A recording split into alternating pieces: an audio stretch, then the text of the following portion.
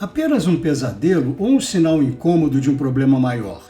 A boa forma da Mercedes, depois de um upgrade que devia indicar o caminho para 2024, acabou repentinamente em um péssimo GP do Brasil. Ser a segunda melhor equipe, atrás apenas da Red Bull, em Austin, no México, depois da introdução de um novo assoalho, fez a Mercedes achar que tinha realmente progredido. Foi aí que veio um passo gritante atrás no Brasil.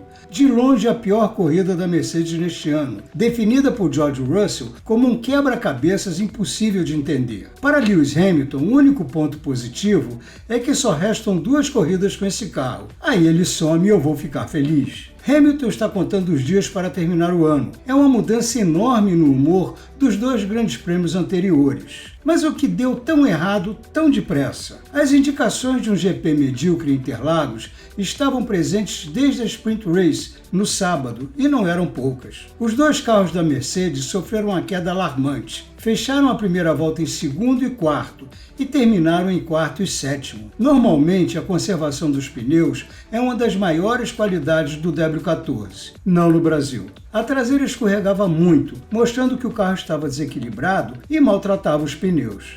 George Russell chegou quase 20 segundos atrás de Verstappen. Hamilton foi ultrapassado facilmente pela AlphaTauri de Yuki Tsunoda e ficou a quase 25 segundos do vencedor. Nenhuma surpresa quando Hamilton disse que foi uma corrida horrível, que não curtiu nenhum momento. A corrida do domingo não trouxe nenhum alívio, foi ainda pior.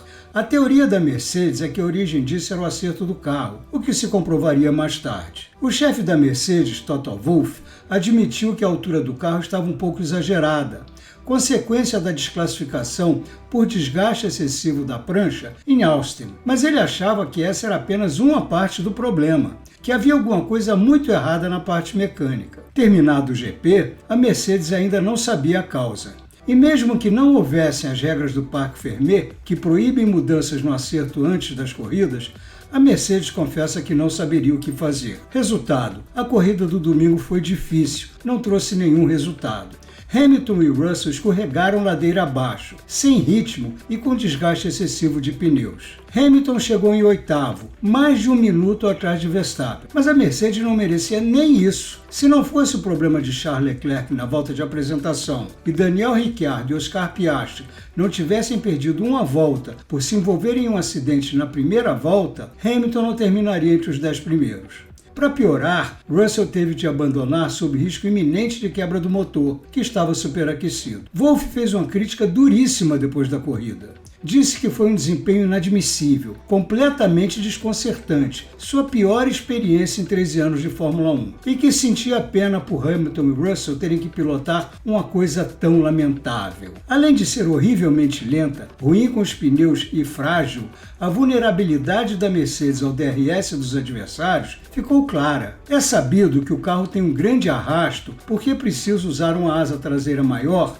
para gerar a downforce que o assoalho e a binwing não geram. Normalmente se tem pelo menos a vantagem dela ajudar a preservar os pneus, mas alguma coisa devia estar profundamente errada em Interlagos. Foi tamanho passo para trás que imediatamente as preocupações superaram o otimismo com o futuro trazido pelas 2 corridas anteriores. Isso talvez mostre uma parte dos defeitos desse carro.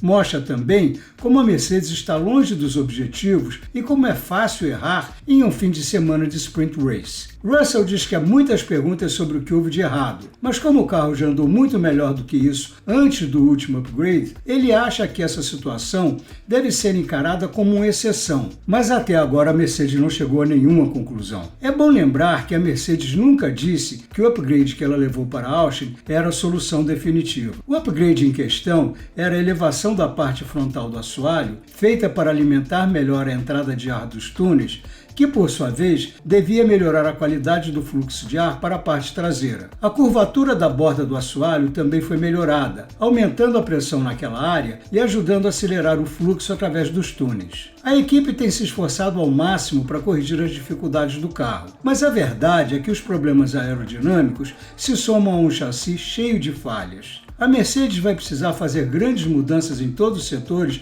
na intertemporada. Já se esperavam muitas dificuldades nas últimas corridas de 2023, E talvez a do Brasil tenha sido apenas um exemplo de como pode ser fraco esse W14. O único benefício de ter feito algumas corridas com esse upgrade é que elas ajudaram a avaliar o progresso da Mercedes. Ela se aproximou em Austin, onde Verstappen estava fora de sua posição normal do grid e teve problemas nos freios. Ficou a 1 segundo no grid do México e foi tremendamente inferior no Brasil. Mesmo que persista esse equilíbrio problemático, onde a traseira não é boa o suficiente para acompanhar a frente, a Mercedes acredita que seu carro melhorou. Mas pelo menos um dos objetivos da Mercedes ainda é válido. A principal finalidade da equipe era provar que ela tinha aprendido a melhorar o carro. Se o upgrade desse certo e a Mercedes soubesse por quê, ela teria certeza de que estava no caminho certo. As corridas de Austin e do México deram sinais de que está mesmo. Nelas, o carro estava melhor e ficou claro que o assoalho gera mais downforce na traseira, como se queria. Mas o que aconteceu em Interlagos desperta dúvidas. Hamilton afirmou que o assoalho não funcionou como devia, mesmo que nem ele nem a Mercedes saibam por quê. Pode ter sido apenas um deslize eventual. E mesmo que a Mercedes queira acreditar que o ganho aerodinâmico que esse upgrade trouxe seja consistente, não foi isso que pareceu em Interlagos. Mas se o problema foi realmente um erro no acerto e a realidade está nas corridas de Austin e do México, então há uma chance de que tenha sido apenas um ponto fora da curva. Principalmente porque errar o acerto é muito fácil em fins de semana com sprint races. Foi assim que a Red Bull criou a oportunidade da Mercedes vencer Interlagos no ano passado.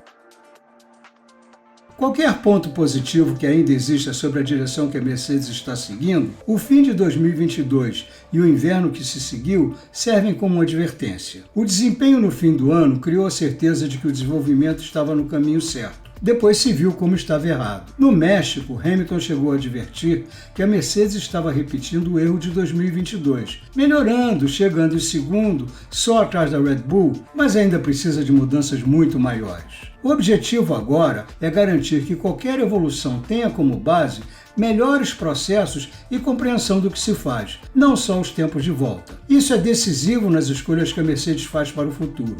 Um carro completamente novo permitirá mudanças maiores, e a equipe estará livre das limitações que restringiram seus upgrades durante essa temporada. Os pilotos têm ajudado a equipe a não repetir os mesmos erros nesse que será o terceiro ano desse regulamento. Russell falou sobre essa ajuda, que ele vê como uma nova maneira de trabalhar. Ele reconhece que o ano ruim da Mercedes em 2022, os muitos problemas do W13 e a urgência de se recuperar em 2023 levaram a decisões apressadas. Segundo ele, essa é a hora de se privilegiar a qualidade ao invés da quantidade de testes.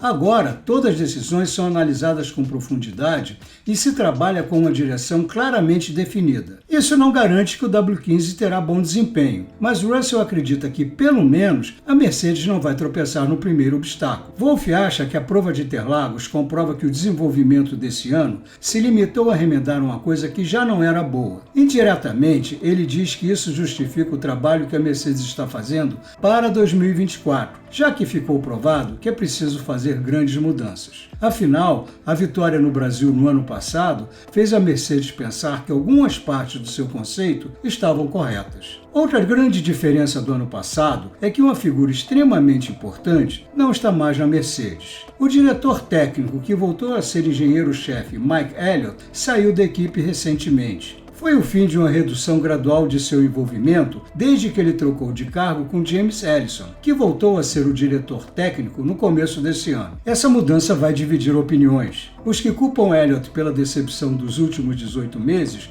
verão nisso um novo começo, totalmente livre da influência dele. Outros verão sua partida como uma perda, como mostra o elogio sincero que lhe foi feito por pessoas como Wolff e Hamilton. Mesmo que a liderança correta seja crucial, e ninguém nega que a Mercedes está em boas mãos com a volta de Allison, equipes de Fórmula 1 são muito grandes e complicadas para que se atribua os sucessos ou os fracassos a uma só pessoa. São muitas peças envolvidas, e a Mercedes ainda está resolvendo o quebra-cabeças desse regulamento técnico. E mesmo com todo esse progresso recente, pelo que se viu em Interlagos, ainda estão faltando algumas peças para a Mercedes.